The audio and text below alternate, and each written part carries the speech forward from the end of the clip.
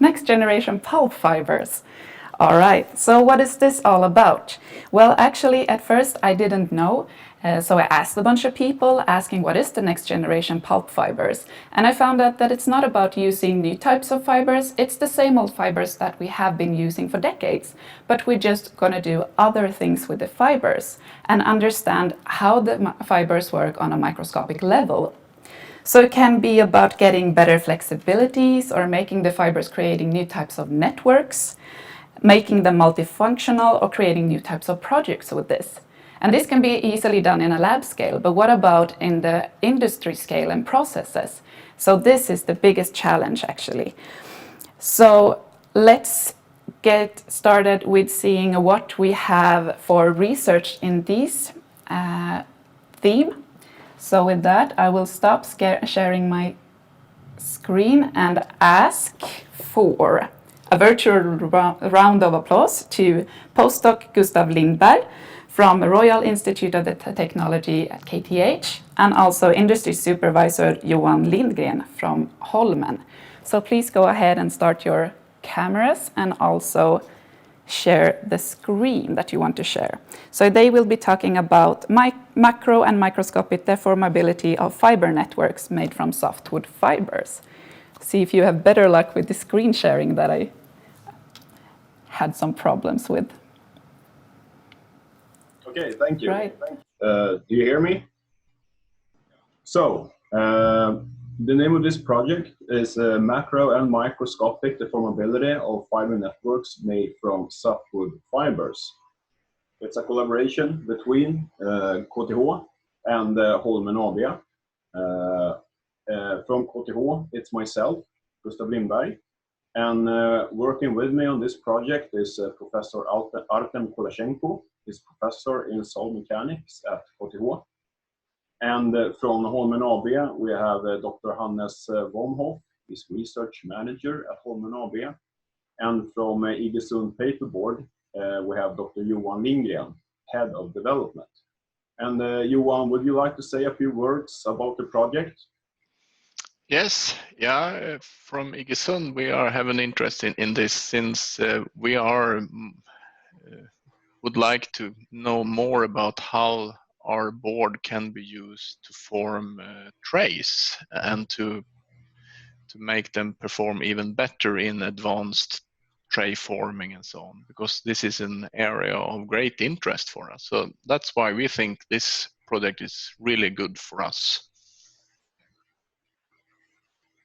Okay, thank you. I will continue.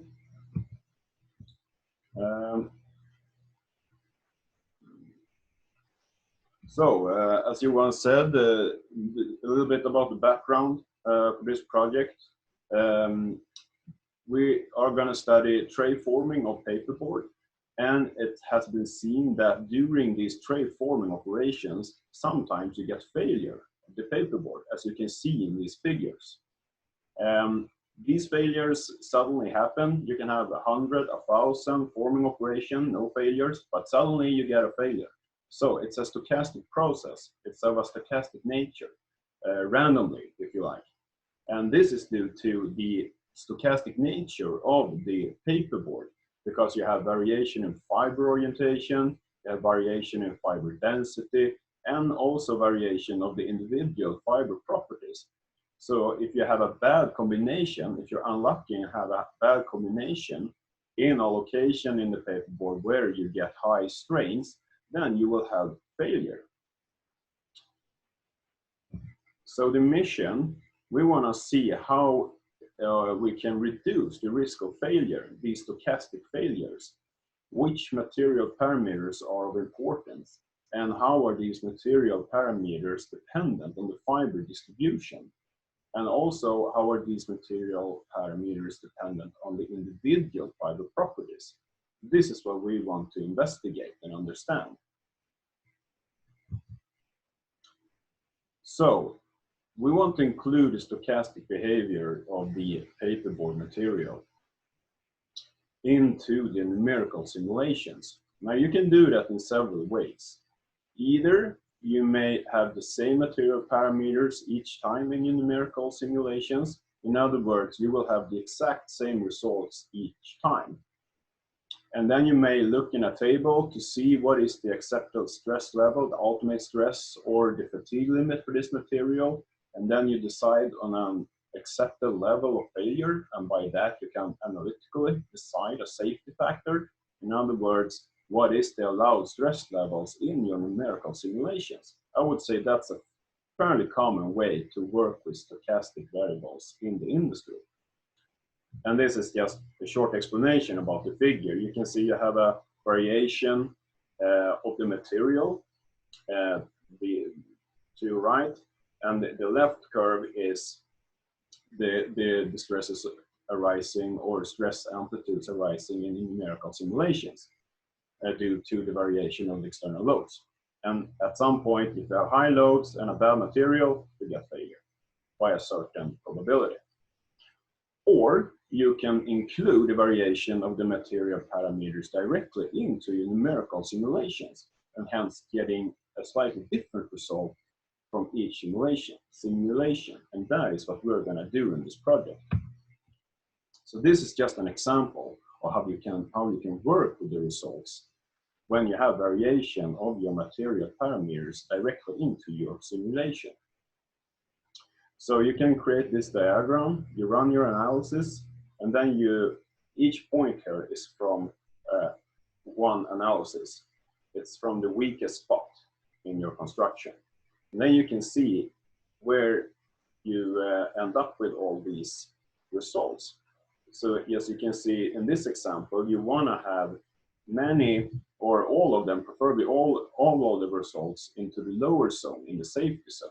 And you do not want to have any results up in the zone in the top, because there it's seen in experiments that it's a high risk of failure. And maybe you can accept some in the marginal zone.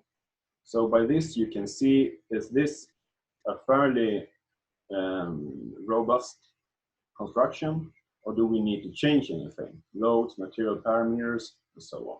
So this is just an example of how you can work with the results coming from a simulation where you have the stochastic process involved. So how do we include the fiber network then into a large finite element model? Well, there are two ways, or there are several ways, but we're going to study two ways to do it. Either you use stochastic volume elements, as you see to your left in the figure. You use a deposition technique where you actually are numerically laying down fibers and meshing them with beam elements, as you can see in the smallest figure. Then you build up one element with these fibers. You perform a numerical tensile test on that fiber. You get a stress-strain response, in other words, a constitutive behavior, and you assign that constitutive behavior to that element. And then you do that process for each and every element of the entire model. Hence, each finite element will have a unique constitutive relation. And then we have the embedded multi-scale method to your right. It's similar. You study the worst location from your finite element model, and you extract the stresses and strains or loads from that location, and then you apply these loads on one element built up by the fibers where the fiber deposition technique is used. And then you can study the response of the fibers in that element with those loads. So this deposition technique is where you introduce the stochastic behavior. The fiber network is randomly being laid down here. So each time you run this algorithm, each time you use this deposition technique to build up an element by fibers, you get a slightly different fiber distribution properties. So tree forming has been simulated before, but in existing studies, we can see there's a fairly big spread of results, and the fiber network level is not included in simulations. So we see a fairly big potential of improving the numerical simulations of tree forming.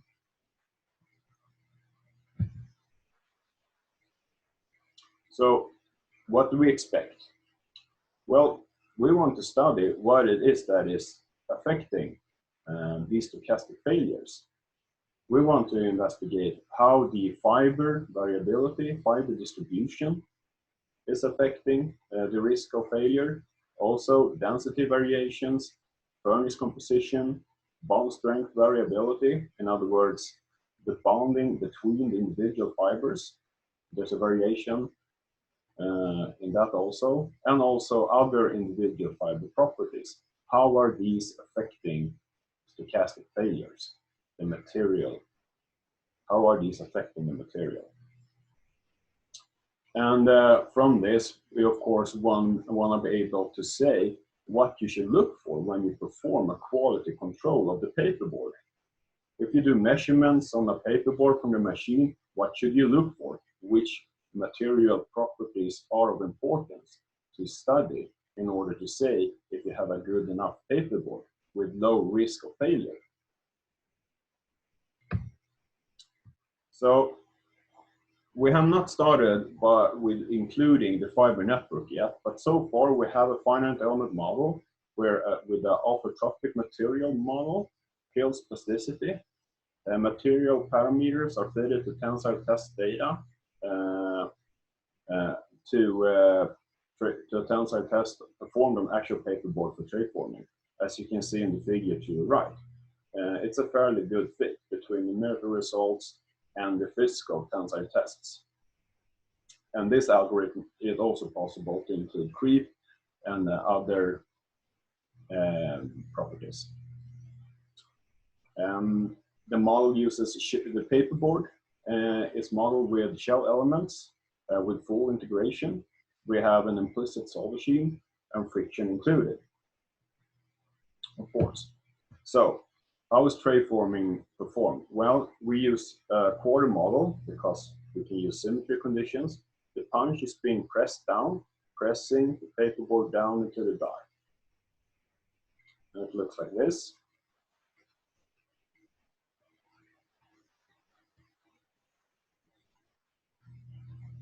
All right. And here's a comparison between the physical tray and from the simulation. And right now we have the corners are a little bit bigger than the in the actual tray. So this is the result of that we don't get the quite correct wrinkling process. We need to include creases in the geometry so that the paperboard wrinkles in the correct way.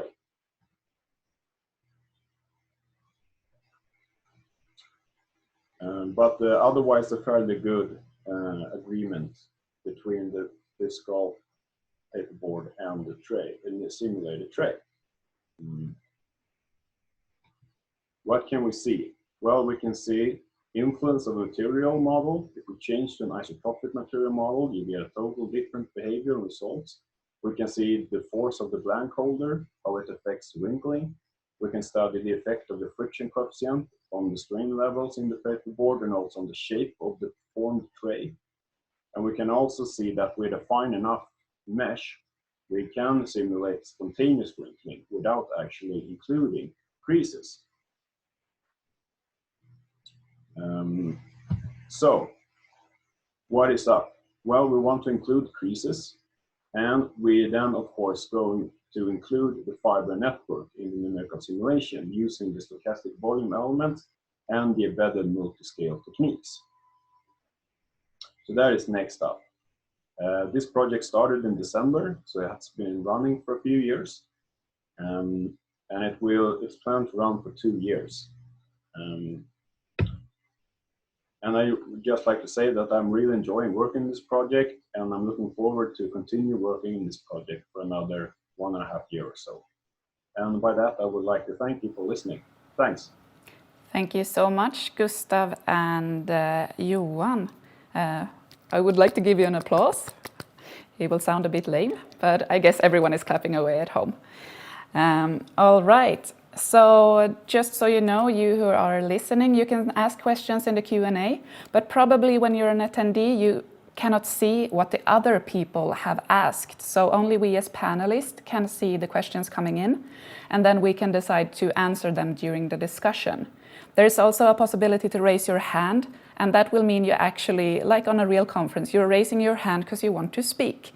We actually have one raised hand, so we will take that during the discussion time. So please remember your questions and remember who you want to direct them to also.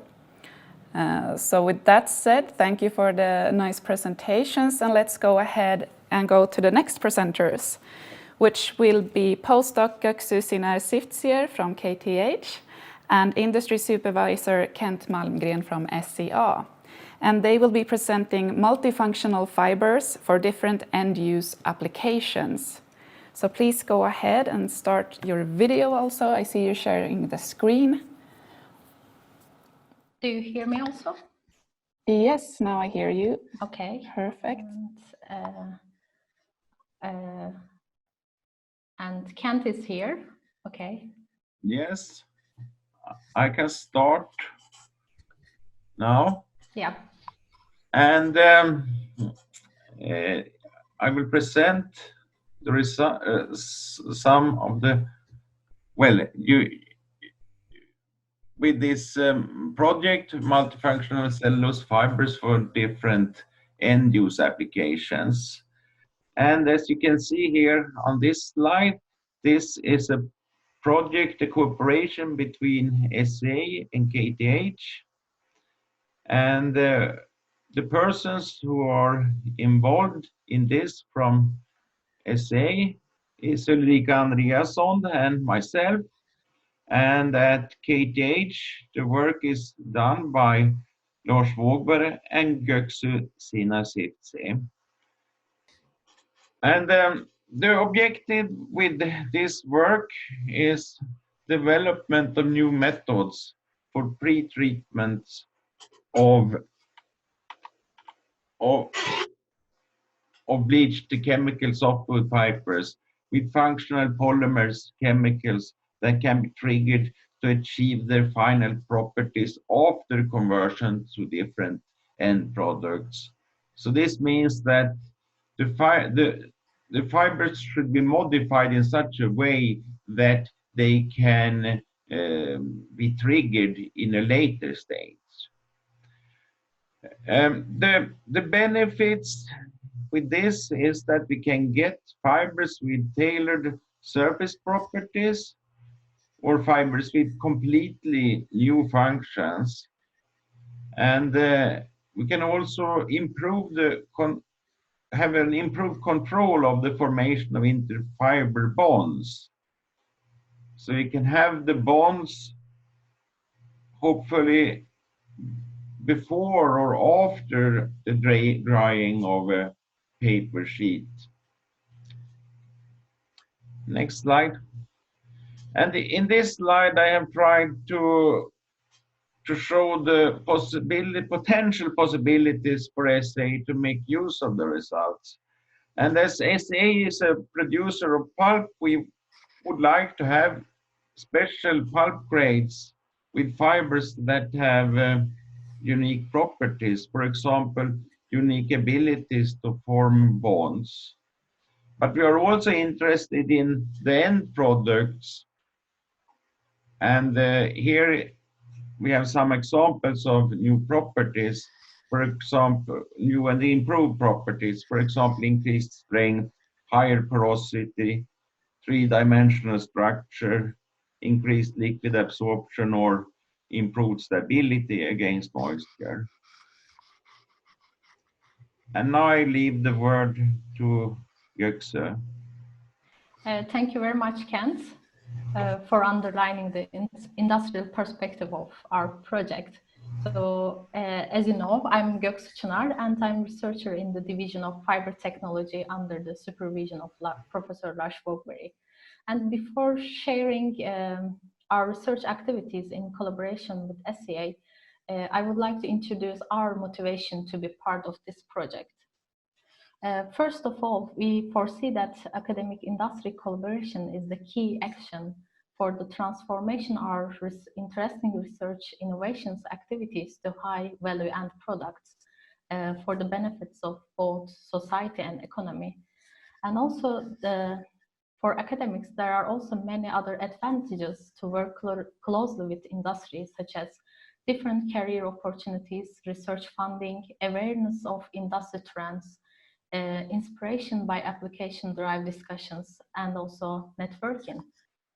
Of course, there are also some challenges that we need to consider for successful academic industrial collaboration. For example, goal alignment between the partners for diverging expectations.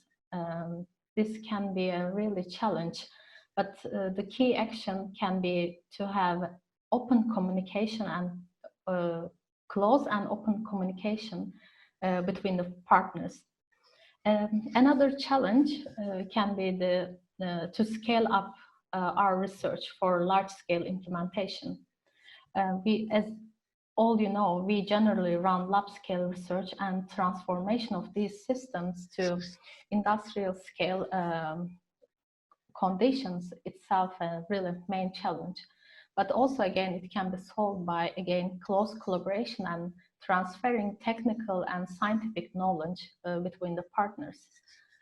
And finally, determination of the novelty and scope of the research activities is also quite important, and also challenging for short and long-term partnership. And consider these challenges and risk, we defined our project scope is to implement water-based industrially applicable pre-functionalization methods using green and renewable biomaterials.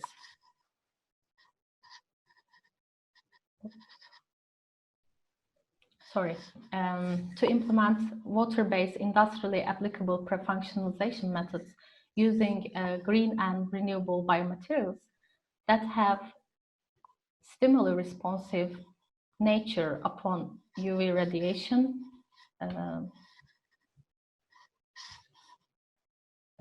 ion sensitivity, and also pH change. And we aim to incorporate these multifunctional units with pulp fibers to control and direct properties of fiber-based end-use products, as underlined by Kent also. And within this context, today I will present 3 different research activities that we are currently working on. First, I will introduce biomimetic physical and chemical pre-functionalization of fibers for tunable material properties. And then I will briefly introduce our second strategy to improve wet strength of fiber-based 2D and 3D materials. And finally, I briefly introduce the concept of metal organic frameworks and how we can use them for the surface functionalization. Recently, we have examined the non-specific interactions between catechol-containing biomolecules such polyphenols and pulp fibers, and we see that their physical interactions can provide new opportunities for pretreatments of fibers via physical adsorption. Catechols, these groups, are known to readily interact with both organic and inorganic compounds, and they thereby provide us a multifunctional tool for surface modification. In addition to physical adsorption, catechol-containing biomolecules can chemically polymerize on the surface of fibers, and they can provide us, after the polymerization, they can form highly reactive quinone moieties on the surfaces for the possible secondary modifications. After the pretreatment of fibers with catechol-containing biomolecules, we prepared handsheets to examine the stimuli-responsive final material properties using physical adsorption approach. And as you can see here, UV patterning is achieved without need of chemical grafting of photoreactive groups or presence of photochemical initiator in the handsheets, only using physical interactions between the polyphenols and the cellulose fibers. And the same handsheet is tested for metal chelation. And when we immerse the small piece of this handsheet into an iron solution, I hope you can able to see the video, but I can summarize what's going on. When we soak this piece of sample into iron solution, the functional units, catechol units on the material can immediately form metal complexes, and that can be observed as black color change. And this metal catechol complexation is also pH reversible. And when we decrease the pH, that can lead to dissociation metal ions from the catechol units and the return of initial state of the paper. In addition to physical interactions, physical adsorption, catechol containing molecules can be chemically conjugated on the fibers, as I mentioned before. And for the chemical treatment, the pH of pulp suspension in the presence of catechol containing biomolecules was just adjusted to alkali condition in water to trigger oxidative polymerization. And this reaction is very simple and water-based. And after the polymerization of these catechol containing moieties on the surface, we obtain highly reactive quinone groups, and these groups are then easily conjugated to amine containing amphiphilic molecule through Michael type addition or shift base reaction, again in water and at room conditions. And you can see that after the second modification, it was feasible to tunable hydrophobicity and surface properties. In summary, biomimetic pretreatment of fibers using catechol containing biomolecules, either chemically or physically, can be a simple water-based and upscalable solution to obtain multifunctional pulp fibers for developing stimuli-responsive end-use products in broad applications. Another research activity of our collaboration is to develop a double network strategy to improve wet strength of fiber-based materials. As we all know, fiber-fiber interactions, which result in web-like sheet formation, can be easily broken by wetting the cellulosic materials due to the hydrophilic nature of pulp fibers. Although wet strength resins based on formaldehyde, epichlorohydrin have been widely used in cellulosic materials, these chemicals are highly toxic and reaction conditions are not environmentally friendly. And that's why recent research efforts have been devoted to formulating water-based wet strength additives from sustainable and bio-based resources. And in this project, in this scheme, we are trying. We aim to put our motivation and our approach. We wanted to develop a double network strategy, introducing a sacrificial secondary bio-based polymeric network in the presence of inorganic particles, which can cross-link the whole system via dissolution in very mild acidic condition, and provide us cross-linking and both cross-linking and gaining wet strength. And until now, using this strategy, we had nice progress to develop wet stable, low charge pulp-based materials, as you can see in the right part, pulp-based hand sheets and also air-dried aerogels with high porosity and low density, without any chemical modification on the fibers that we received from SCA or use of any toxic cross-linkers or organic solvents. And these aerogels showed very, very interesting shape recovery and also interesting liquid holding capacity. So we are still progressing, we are still working on the optimization of these materials. In the final, for the final research activity, I want to introduce first what is metal organic frameworks and how we can use them on the surfaces. MOFs are co-assembled crystal lattices of organic molecules, and you can see here with the coordination of metal ions via organic linkers. And until today, MOFs have been shown in promise in drug delivery, gas storage, separation, catalysis, and sensing applications. And due to their interesting redox active ultra-porous surface area, tunable chemical and structural functionality based on design strategy and selection of precursor molecules and metal ions. On the other hand, MOFs are quite rigid and they are limited for processing into 2D and 3D materials. But we foresee that incorporation of these crystals on the pulp fibers, on the pulp fiber surfaces, we can obtain ultra-porous fiber-based end-user products. And as a proof of concept, we selected one type of MOF precursor and one type of organic ligand. And as you can see here, we can able to control the growth of surface-mediated growth of these MOF crystals on cellulose-based surfaces in high integrity. To sum up my presentation today, today I will try to underline 3 different challenges for next generation pulp fibers and our project contributions. First, I wanted to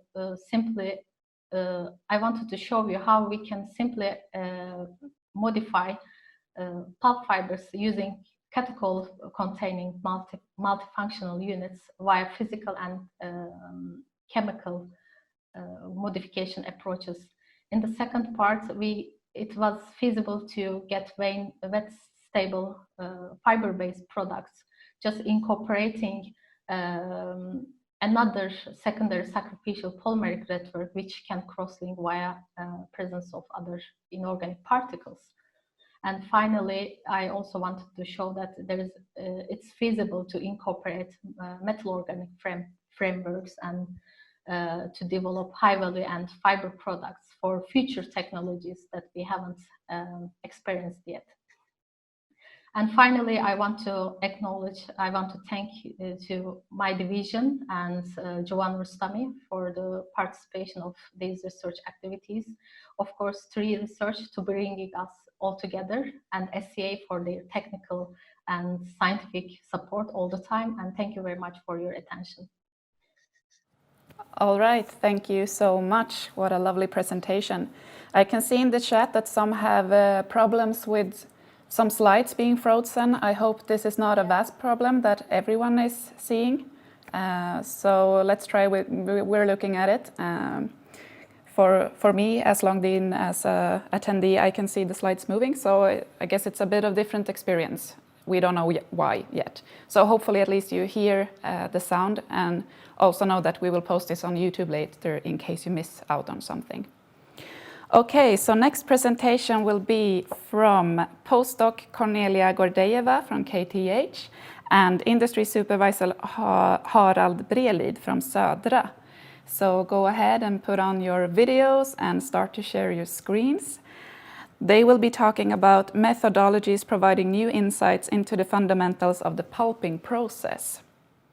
So I'm Cornelia Gordejeva, and today I will tell you about the project we have in collaboration with Södra, and also we have participants from RISE, and we base it in KTH. We also have some help from people from DAISY. So it's a pretty big collaborative work, but all financed by Södra and hosted by KTH and Treesearch.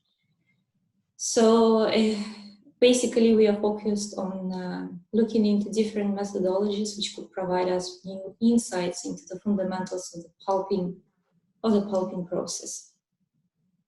And here I will give the word to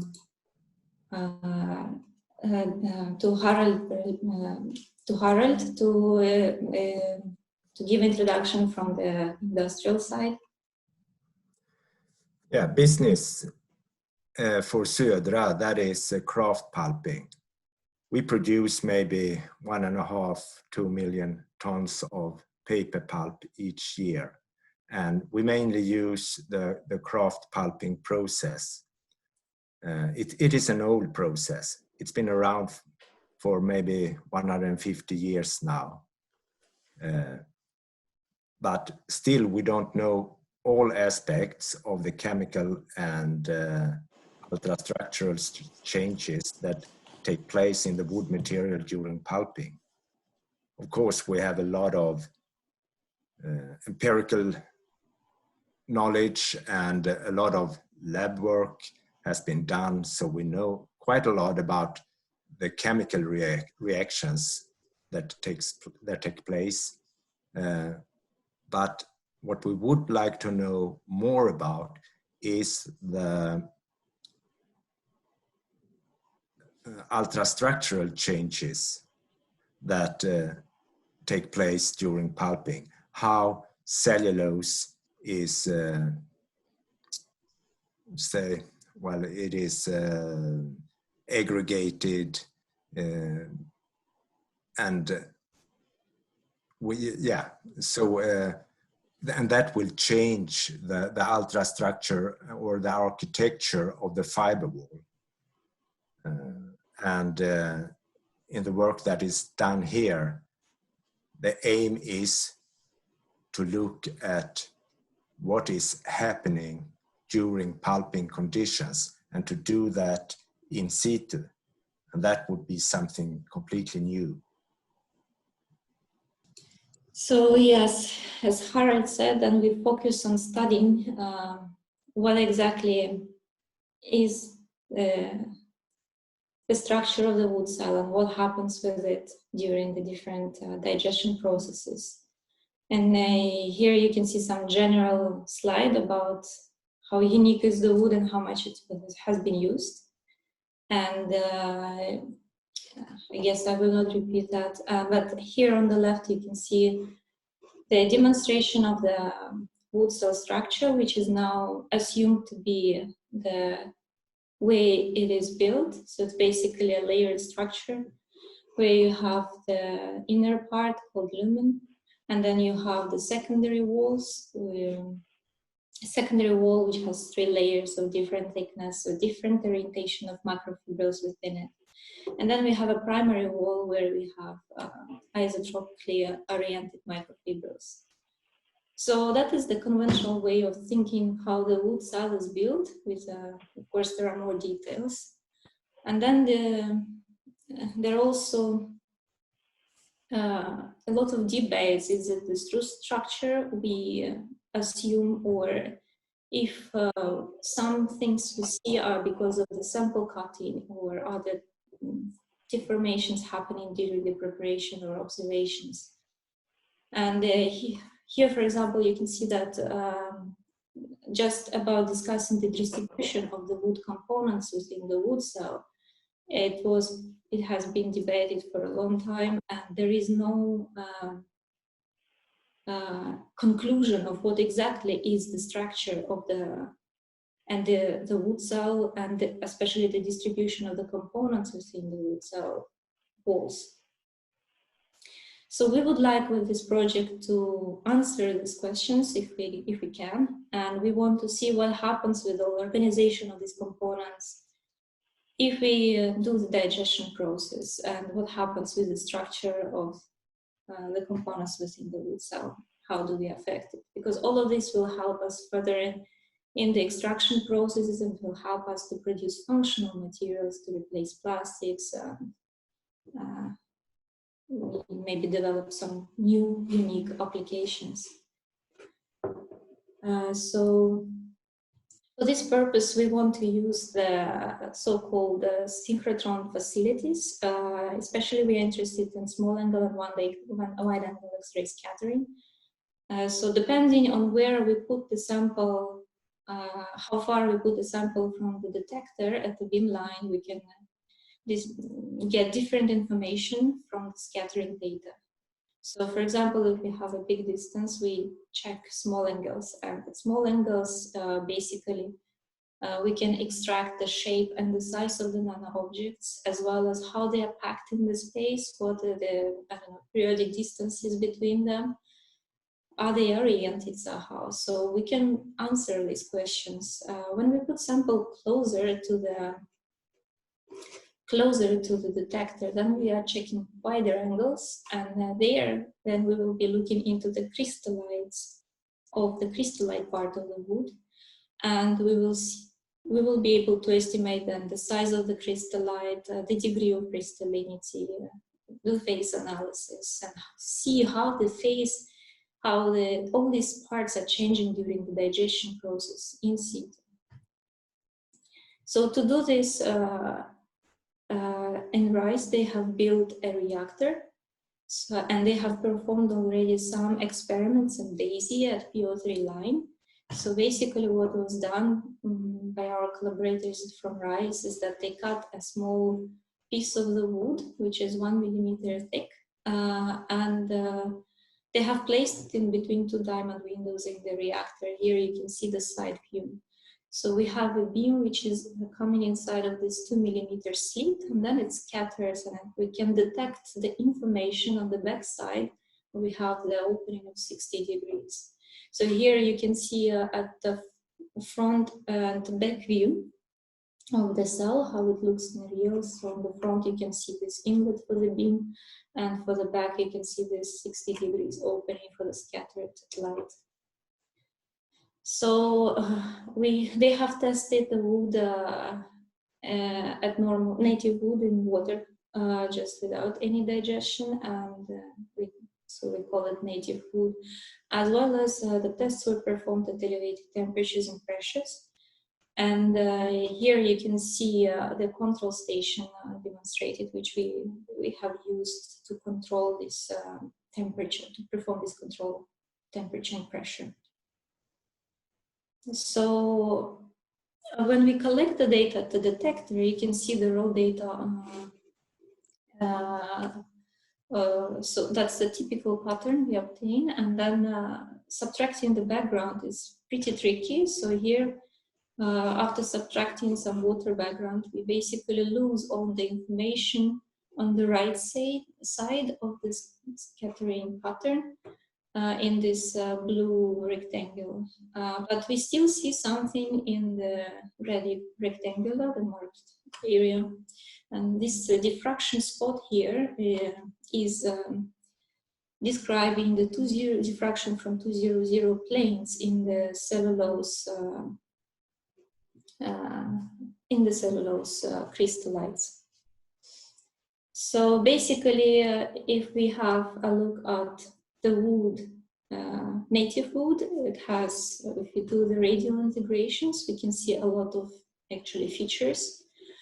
We can resolve this 200 peak, so meaning which is demonstrating the presence of cellulose. When we digest the wood, this peak becomes more pronounced, meaning that basically we dissolve all the soluble components and making cellulose more visible. So fitting this peak, we can estimate the position of the peak and how it changes with time, and we can estimate its width at half height at the maximum value, and also track how it changes with time. So both of these parameters will give us some information about crystallites, and basically when the peak with time, the peak center shifts to the lower values in kiln. The same happens to the width at half height of maximum, meaning that basically the distances between 200 planes from which we observe the diffraction from at this position, they are increasing these despacings. And that means basically that the crystal is swelling in the hot water.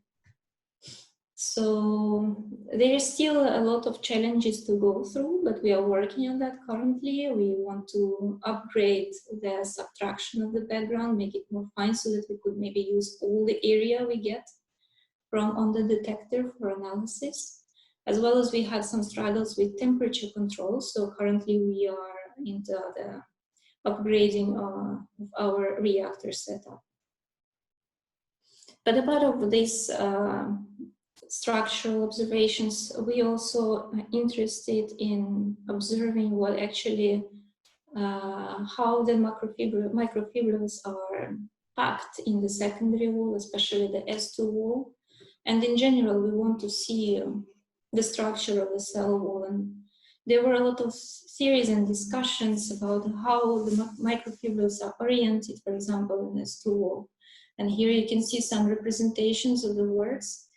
So, for example, first it was thought that they are the lamellas are aligned in radial direction, and then it was proven with microscopy, but then it was debated that actually it's concentrically packed, and also some EFM and also optical microscopy demonstrated that.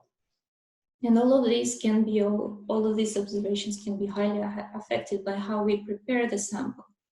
So whatever fractioning, and usually all the samples are fractured or cut, create some deformations, and that is what we observed at the microscope. So in order to resolve in nanoscale, also recently some tests at TM were done, where they took really thin slices of the sample from different areas, and they have estimated the orientation of microfiber lamellas. So then there they predicted some offset orientations, and they have discussed also that there can be some undulations between cellulose microfibers within S2 wall, and these undulations can have even some periodicity. So we would like to look into that and confirm or on the opposite reject these theories, depends on what we will observe, using the modern imaging techniques at synchrotron facilities. And here we have already applied at DAISY, X-ray tomography, beamline, as well as ESRF and Nanomax. And we are both interested in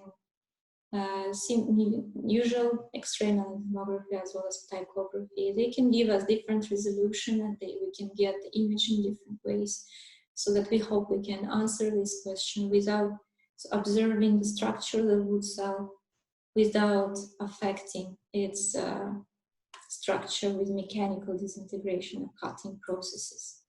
So with this, I would like to say that we have a lot of plans, and we are working on the adjustment development of our reactor, and we are waiting for responses for proposals, and soon in July we will really start with some preliminary tests in imaging.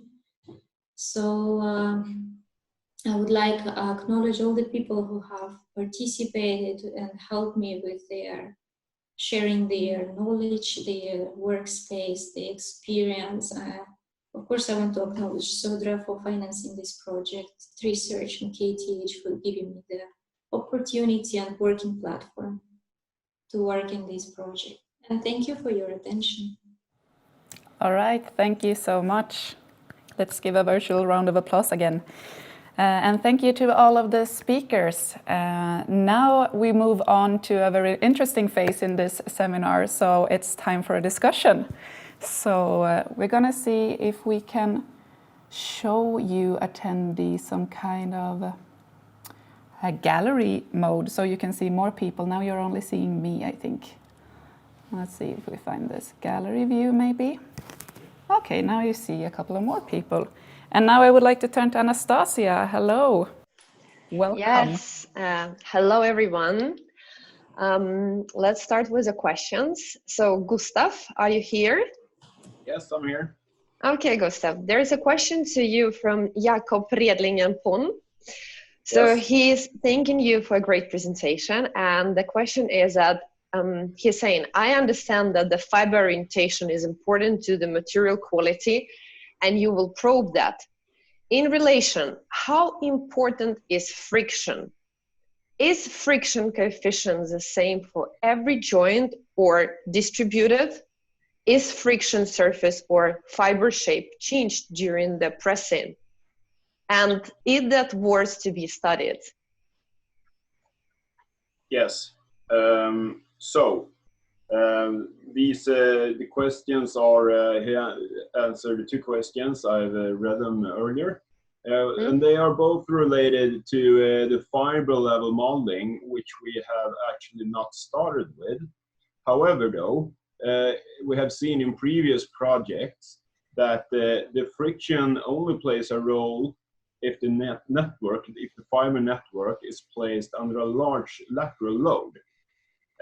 But even so, it's the under interaction between the fibers that are more dominating, like the bonding the shear forces and the bonding between the fibers. So I would say that the friction between the fibers are not it's not the biggest factor that you need to consider. There are other factors acting between the fibers that are of greater importance. And I hope that answer his question. Yes, great. Thank you very much, Gustav. So you've seen also that Jakob had one more question. I can read it to the audience so then everyone can hear it. So in addition to that, Jakob was also wondering if sticks keep relative motion of fibers to each other possible during forming, what may impact the fiber orientation. Right. I mean, well, a stick skip, I must say I'm a little bit uncertain what his meaning is. Maybe it's that it's sticking and then suddenly you have a big enough force to get like a small jump and then it sticks again. Yes, definitely. I would say it's possible. But I honestly don't know really what to say yet about this. Work in progress. Yeah, it's work in progress. But sure, it's possible, definitely. Great. Thank you very much, Gustav. I hope, Jakob, you got the reply to your questions. Otherwise, please feel free to chat here or raise your hand so we can even connect to live. I would like to move on to a next question, and that's actually a question to Cornelia, again from Jakob. So yes, so first of all, thank you very much, Cornelia, from Jakob, and also from me and to all presenters today. Great work. So question to Cornelia. Describing the structure change of wood during pulping and heat chemical exposure is needed inside. And your research sounds as an awesome contribution. In your presentation, you showed the wood chip cut in a plane normal to the radial direction. As you have shown, wood is a highly anisotropic material. Will you include chip cuts at different planes? And how much do you think the sample preparation will impact the scatter patterns? Yeah, it's a good question. So we want to keep it, I think, in radial direction, but we will, of course, change the chip in other two directions. So we will have several cuts. But overall, as the chip is 1 millimeter in thick, there will be at least some cells in the middle of it which would not be disturbed by the cutting process. So then we can avoid these mechanical deformations and watch directly in the middle of the chip with our synchrotron tools. Thank you very much. Thank you. I know how challenging it is to cut the wood tissues. So indeed, it's itself the art to just prepare the samples. Thank you very much. And then we have a raised hand from Lars Fogberg.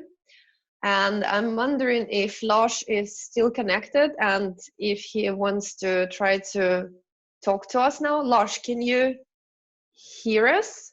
Can you? Yes, of course. Yeah? But I don't know if I raised the hand, but that I might have hit the wrong button. But it is more of a discussion point with Cornelia. You showed the different orientations of or orientation models of the fibers in the fiber wall, and which one, when looking at this, which one would you say is most commonly accepted? Is it the lamellar orientation, or is it the radial orientation? Or I think it's concentric. What was the last from Salman and from Leonard Salman and his work? It was considered to be concentric, but then there was this TM measurements done like the last 2 years where they show that actually it's not purely concentric. So there is more than that. So when they perform this TM nanotomography. Yeah, it's all still debatable because we always cut the sample, and for TM it's 100 nanometers maximum in thickness.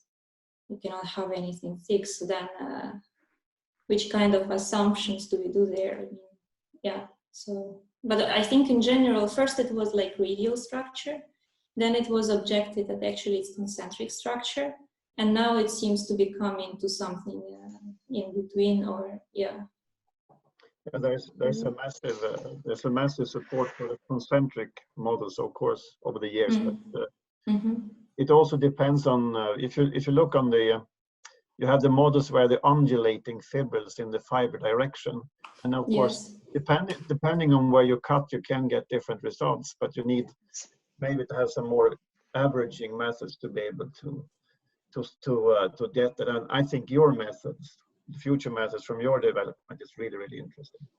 Thank you. I hope we will succeed and get something. Fingers crossed. One of these theories, Thank you very much, Lars. Do you have any more questions? No, not from Lars. Okay, I have a question to Göksu. Yes, Göksu, can you hear us? Yes. I hope you hear me too. Yes, yes, I can hear you. So you showed really interesting data where you try to introduce the MOF structures. Can you share a little bit of your experience, how challenging it was to actually get MOF incorporated in the structure? I think the challenging part is to have the right shape and right crystalline organization on the structure, because these systems are self-assembling. So they are coordinating together, and everything, pH, stirring, temperature, are significantly affecting their behavior, and they can form variety of different shape, crystalline shape, and we can see their patterns on XRD. So that's why I think the consistency on the production condition is quite important. So first optimization of these conditions, and then consistency for these parameters is quite important. Otherwise, they can form variety of different crystalline structures, and we may not define what they are on the surfaces. Thank you very much. Good luck with the further optimization of the process. Yes, thank you. We have one more question to Cornelia. Jenny, can we take it? Is it fine? Yes, you have 1 minute. So okay, great. Yes, we have a question from David Califano to Cornelia. First of all, he thanks you. And then he's saying that it is possible to calculate the porosity of wood using SOX according to your presentation. And since I'm very interested in this topic, could you say more about the scattering data analysis to calculate the porosity on lignin cellulose nanomaterials? So I think usually, so far I've not done that myself, but I think you can estimate the porosity from the porous area of the radial integration curves and fit it to the different form and form factor functions to the specific shape. So the one which you get from your curve. So this fits, then you can estimate the dimension and maybe even the shape of the pores. But of course, it's very complex and it requires a lot of fine background subtraction before you actually come to this fitting system.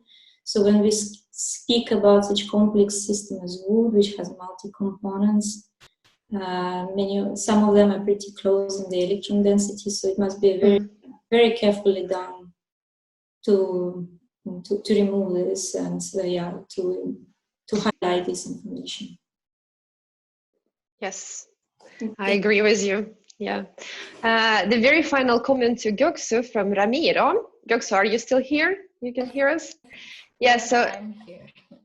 Ramiro is wondering how the MOFs can be used in the industrial applications nowadays, because it's very interesting in general to work with the MOF structures. Yeah, zeolitic nanoparticles, these MOF-based crystalline structures, are very well known for catalytic applications in oil industry. So, incorporation of MOFs can bring us developing a catalytic cellulose-based nanomaterials with high surface area, because we can able to develop cellulose-based materials, nanomaterials. So incorporation of MOF crystals can enable us ultra-porous catalytic systems. So it can pioneer the applications of MOFs. And they are quite interesting for sensing applications, because these crystalline cages has affinity to volatiles, organics, and also biomacromolecules. With incorporation with cellulose, we can develop point-of-care devices for diagnostics. That's another future direction. Yeah, indeed, really fascinating field. Yeah. So multidisciplinary and so many opportunities. Yeah. All right. So I think, yeah, we're out of time. Thank you so much, Anastasia. And thank you to all of the presenters. It was a very nice discussion, a very nice presentations to you all. So we thank this first team of the next generation pulp fibers with applause, of course, and get ready for the next theme.